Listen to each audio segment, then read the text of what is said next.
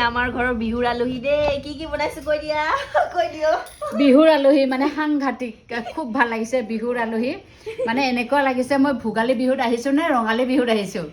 ৰঙালী বিহু নে ভোগালী বিহু মই নিজকে প্ৰশ্ন কৰিছো তাৰমানে ভোগালীৰ যেনেকে খাই নহয় সেনেকে মোক খুৱাইছে আজি আলহী খাব মাতিছে বা এনেকুৱা ভাল লাগিছে মোৰ নিজৰ পাকঘৰটো আজি তলা মাৰি আহিছো খুব বেছিকে খাম আজি কি বনাইছে মোক আলহী খাওঁতে এইটো হৈছে ছাগলীৰ মাংস যিহেতু আসাম ট্ৰেক্টৰ কি কয় আসাম ট্ৰেক্টৰ কওঁ আমি গাহৰিটো মই নাখাওঁ দেই মিছাকৈ লাভ নাই গাহৰি আচলতে মই নাখাওঁ তাৰপিছত এইটো হৈছে ছাগলী আৰু আমাৰ বিহুত এটা ৰাভাসকলে খায় পৰম্পৰা মানে তিতা খায় সকলোৱে কিন্তু আমি এটা তিতা খাওঁ এইটো হৈছে নাঙল ভাঙা এটা পাত হয় এটা গছৰ পাত এই নাঙল ভাঙা তিতা ইফালে চাটনিটো এইটো কমন এইটো হৈছে মানে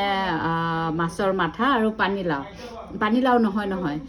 বিলাহী আৰু মাছৰ মাথা তাৰপিছত এইটো হৈছে পচলা আৰু বিহুৰ মানে প্ৰথম দিনাখনে খাওঁ যে আমি এইটো হৈছে ঢেকীয়া তাৰপিছত এইটো হৈছে মাছ ফ্ৰাই এইটোতো সকলোৱে জানে আৰু চবচে প্ৰিয় খাদ্যটো হৈছে মোৰ ভোট জলকীয়া এইটো হলে আৰু খানাটো জমি যায় একদম মজা ঠাকুৰতে ভাত কিমান সোমাই যায় গমেই নাপাওঁ এতিয়া খানাটো খাই পেলাই টেষ্ট কৰি পেলাই ক'ব দেই বঢ়িয়া ঠিক আছে খাব লাজ লাগে ৰ লাজ লাগে খাম